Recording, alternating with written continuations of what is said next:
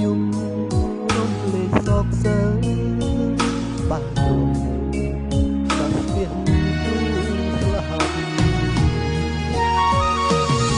សូមសាខ្ញុំនឹងសង្ខារថាខ្ញុំត្រូវឈឺ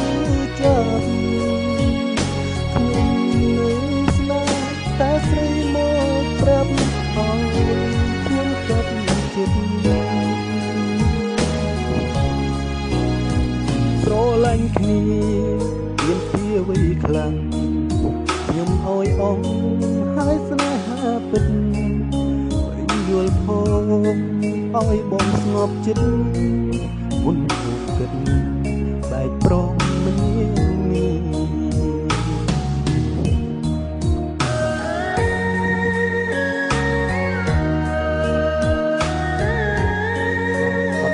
គាត់នេះសុំជាជួនទៅ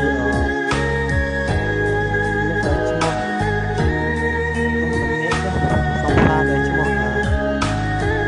មានសង្សារទេអ្នកដែលខ្ញុំស្រឡាញ់ខ្ញុំអាចធ្វើអ្វីពីរូបស្រីដែលចាស់ជាងទៅ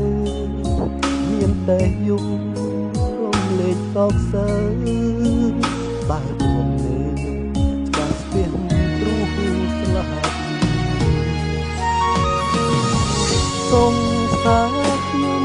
នឹងសង្សារហើយខ្ញុំត្រូវឈឺ